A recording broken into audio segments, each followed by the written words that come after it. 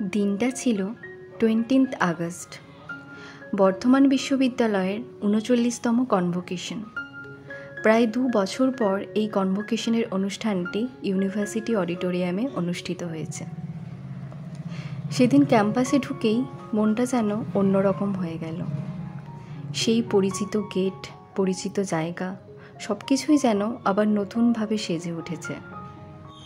ক্যাম্পাসে ঢুকেই এখানে গার্জেনদের জন্য আলাদা বসার ব্যবস্থা করা হয়েছিল। সেখানে জায়েন্ট স্ক্রিনের মাধ্যমে অডিটোরিয়ামের ভেতরে সমস্ত অনুষ্ঠান তারা সেখানে বসে দেখতে পাবেন।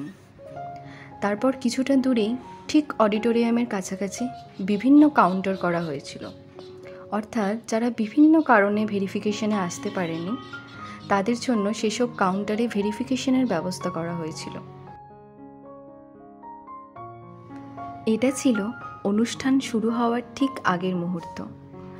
অডিটোরিয়ামের ভেতর সকল মেডেলিস্ট, পিএইচডি অ্যাওয়ার্ডিদের জন্য আগে থেকেই সিট বরাদ্দ করা ছিল।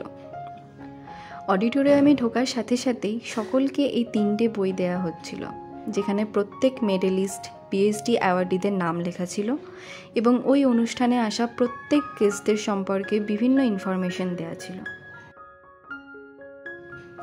অনুষ্ঠানের মাঝে প্রত্যেকের জন্য টিফিনের ব্যবস্থা ছিল। অনুষ্ঠানের প্রথমেই সকল গেস্ট নিজ নিজ আসন গ্রহণ করেছেন। তারপর ভিসি স্যার সকলের উদ্দেশ্যে তার বক্তব্য রেখেছেন। বিভিন্ন গেস্টদের উত্তরীয় পরিয়ে বরণ করে নিয়েছেন।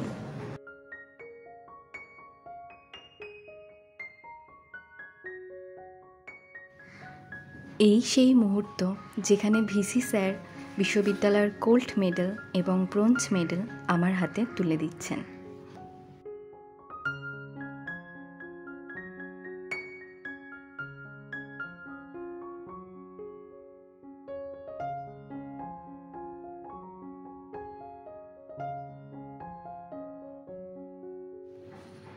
এরপর অনুষ্ঠানের একদম শেষে প্রত্যেকের জন্য লাঞ্চের ব্যবস্থা করা হয়েছিল। এভাবেই কেটে গেল আমার কনভোকেশনের দিনটা। অনুষ্ঠান, মেডেল নেয়া, ছবি তোলা, সব মিলিয়ে এক অসাধারণ অভিজ্ঞতা। এদিনের প্রতিটি মুহূর্ত আমার কাছে স্মৃতি হয়ে থাকবে।